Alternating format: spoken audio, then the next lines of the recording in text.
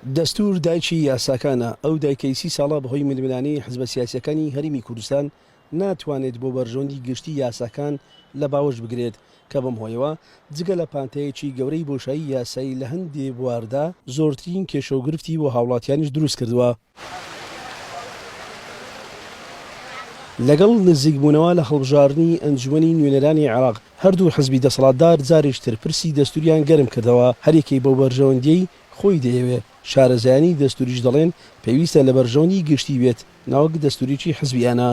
ئەو دەستورە دەستوری هەموو هەرێمی کوردستان بێت، دەستور نەبێت مۆری حزبی تێدا بێت دیاری بێتن و دەستورێک بێ نوسوسەکانی کۆنکریتی بێ، دەستورێکی مستەقر بێت، داقەکانی بەڕوونی داڕژرا بێت، نەک هەرماوە جارێک پێویستیمان پێبێ ئێمە هەمواری دەستور بکەینەوە و مڕاعاتکردنی کەمینە ئاینیەکان و پاراستنی و یعنی تەوافقێک هەبێ لەگەر مەبادئەکانی دیموقراتیەت و معاهداتی دەولی و ئەوەشمان لەبیر نەچێتن دەبێت ئیتیفاقێکی سیاسی تەواو لەسەر ئەو دەستورە هەبێتن بە مەبەستی یەکپاراستنی یەکڕیزی هەموو لایەنەکانی کوردستان. لە مادەی 120 دەستوری عێراق ڕێگە دراوە کە هەرێمی کوردستان خاوەن دەستوری خۆی بێت، بەڵام لە چوارچێوەی بەرژەوەندیە نیشتیمانیەکان دەرنەچێت. ڕاوێژکارێکی پەرلەمانی کوردستان دەڵێت هیچ هێزێکی سیاسی بۆی نییە و ناتوانێت بە تەنیا دەستور پەسەند بکات چونکە 2000 هاوڵاتیان دەنجی لەسەر دەدەن. من باسی واقعی هەرێمی کوردستانت بۆ دەکەم. لە هەرێمی کوردستان بەو پێکاتە سیاسی هەیە، بەو حیات و ژینگە سیاسی کە هەیە، بەو دابەشبوون و پارتە سیاسیانەی کە هەن لە هەرێمی کوردستان ممکن نییە حزبێک چەندە کورسیەکانی زۆرتر بێ لە حزابی دیکە بە تەنیا بتوانێت دەستور تێپەڕێنێ. دەستور 2000 پرسی خەڵکی کوردستانە، 2000 دێتەوە بەردەمی خەڵکی کوردستان دەنجی لەسەر دەدرێ.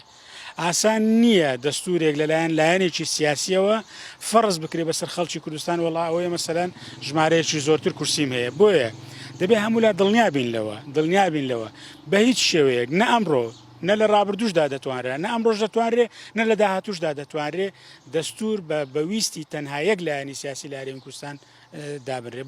دەستوری هەرێمی کوردستان بە ئاراستەی کەمینە و زۆرینە بێتەکایەوە ئەوە 2000 لە اکترازانی سیاسی کۆمەڵایەتی لێ دروست دەبێت. ئەمە قسەی ڕاوێژکارێکی یاساییە. بەدڵنیایی ئەوەیەک لە گرفتە سەرچەکان بۆ نووسینەوەی دەستور پێویست بە جۆرێک لە کۆدەنجی دەبێتن و نمونەی ئەزمموی وڵاتانیشمان لەبەردەستە کە دەبینینە وڵاتانەی کە کاریان لەسەر پرۆژەی نووسینەوەی دەستوری کردووە بە جۆرێک لە جۆرەکان لەسەر شێوازی پرەنسیپی کەمینە و زۆرینە بۆتە هۆی ئەوەی کە 2000 بێتە هۆی ئەوەی کە جۆرێک لە لێکترازانی سیاسی و کۆمەڵایەتی بە دوای خۆی دابهێنێ بە پێچەوانەی ئەوەی کە دەستورێک لەسەر بنەمای جۆرێک لە سازانی نیشتیمانی و جۆرێک لە کۆدەنجی نووسرابێتەوە کە بۆتە هۆی کۆبوونەوە بۆتە هۆی چەترێک بۆ کۆبوونەوەی هێز و لایەنە سیاسەکان. بۆی ئەگەرمانەوێت سەقامگیری سیاسی بەدەستبێنین پێویستمان بەوە دەبێت زمینەیەکی لەبار بۆ نووسینەوەی دەستور بێنین نەکایەوە. پارتی دیموکراتی کوردستان ملی داوەتە چڕکردنەوە بۆ نووسینەوەی ڕژنووسی دەستور و تەواوی حزبە سیاسیەکانیش دایانەوێت دەستوریی نیشتیمانی هەبێت. لەگەڵ ئەوەشدا پێیان وایە نابێت یەکێتی و گۆڕان ڕێگە بدەن و بە گرنگی دەزانن کە کۆدەنجی نیشتیمانی حزبەکانی لەسەر بێت. هەژارەنوەر شارپرێس هەولێر.